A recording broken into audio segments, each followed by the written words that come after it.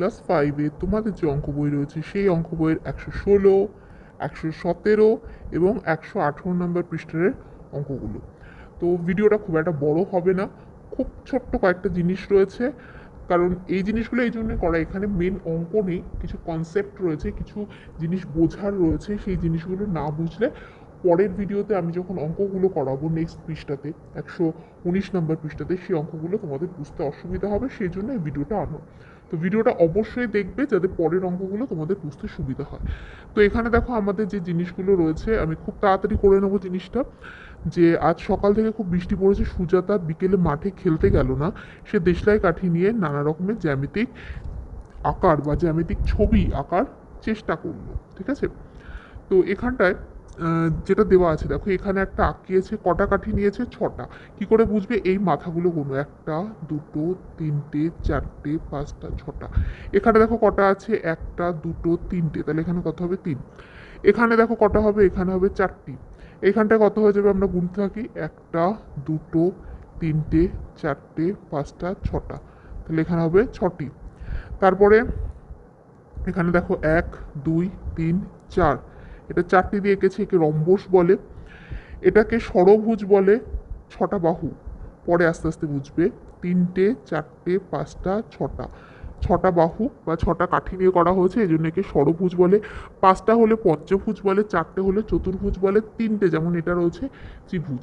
তাহলে 3টে হলে ত্রিভুজ, 4টে হলে চতুর্ভুজ, 5টা হলে পঞ্চভুজ, 6টা হলে ষড়ভুজ, 7টা সপ্তভুজ, 8টা হলে অষ্টভুজ, এভাবে চলে। তো এখানে দেখো 1টা 2টো 3টে 4টে 5টা 6টা, তাহলে এখানে 6। এখানে দেখে নাও, 1 2 3 4 5 6 7 8 9 10। ঠিক আছে, দশভুজ। নেক্সট দেখো, এখানে দেখো যে ছবিটা রয়েছে, এখানে কতগুলো কাঠি রয়েছে দেখে নাও। 1টা 2টো 3টে 4টে 5টা 6টা 7টা 8টা, তাহলে এখানে কটা হয়ে যাবে? এখানে হয়ে যাবে 8টা। একইভাবে 1 2 3 4 5 6 7 8 9 10, তাহলে এখানে 10টা রয়েছে। আচ্ছা, এখানে আর কিছু নেই, তেমন কিছু নেই। এবার আমি চলে যাচ্ছি পরের ছবিটাতে। পরের ছবিটাতে যেখানে দেওয়া আছে যে আয়তকার চিত্রের পরিসীমা গ্রেটার দেন আয়তকার চিত্রের, কি হয়ে যাবে? এখানটায় দেখে নাও জিনিসটা যেটা আছে, এই যে ছবিগুলো রয়েছে, এই ছবিগুলো যেরকম আছে সেইভাবে জিনিসটা করতে হবে। তো এবার আমি পরের পৃষ্ঠাতে চলে যাচ্ছি। দেখো যা যা লিখতে হবে আমি এখানে লিখে দিয়েছি, এখানে গ্রেটার দেন চিহ্ন হয়ে যাবে, আর এখানটাও পরিসীমা লেখা হয়ে যাবে, আমি সবগুলো করে দিয়েছি। এবার এখানটায় গ্রেটার দেন লেস দেন যে চিহ্নটা হবে তোমরা এখানটায় দেখে নিয়েছো। পরেরগুলো একইভাবে তোমরা, এটা দেখো এটা সব থেকে বড়, এটা বড়, তাহলে এর পরিসীমা কত হবে? বড় হবে। এই ত্রিভুজটা বড়, তাহলে এর পরিসীমা বড়। এইটা দেখো বড় বাহু, বড় একটা আয়তক্ষেত্র রয়েছে, তাহলে অবশ্যই এটা বড়, মানে যেদিকে বড় সেদিকে এরকম হাঁ করে চিহ্ন থাকবে। এটাই, আর কিছু নেই। এবার আমরা এখানটা যেটা রয়েছে একটা বর্গক্ষেত্র, বর্গক্ষেত্রের ছবি কীরকম হয়? বর্গক্ষেত্রের ছবি এরকম হয়, 4টে বাহু এরকম থাকে। তো বর্গক্ষেত্রের প্রতিটি বাহুর দৈর্ঘ্য যদি 2 সেন্টিমিটার হয়, তার মানে একটা বাহুর দৈর্ঘ্য 2 সেন্টিমিটার। কটা বাহু রয়েছে এখানে? 1টা 2টো 3টে 4টে, তাহলে 4টে বাহুর দৈর্ঘ্য কত হবে? 4 দুগুণে 8, তার মানে 8 সেন্টিমিটার। তাহলে বর্গক্ষেত্রের পরিসীমা কত?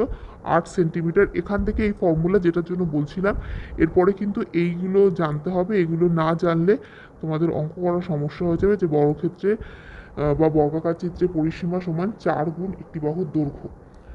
তো এখানটায় দেখো আমাদের এখানে দেওয়া রয়েছে, এই জায়গায় বক্সটা আমি করে দিই। যদি এখানটায় যেমন এই জায়গাটা লেখাটা হবে, আমরা জানি বর্গাকার চিত্রের 4টি বাহুই সমান।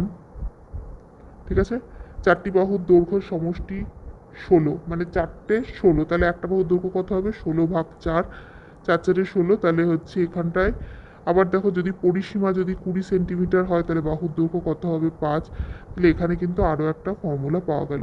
এই ফর্মুলা নিয়ে আমাদের পরের পৃষ্ঠাতে যতগুলো অঙ্ক আছে সবগুলো আমরা করব। তো আজকে এই ভিডিওটা আমি এখানেই শেষ করছি। এই ভিডিওটা অবশ্যই একটু বুঝে নেবে, জাস্ট 5 মিনিটের ভিডিও। এটা বোঝা হয়ে গেলে পরের অঙ্কগুলো করতে তোমাদের সুবিধা হবে।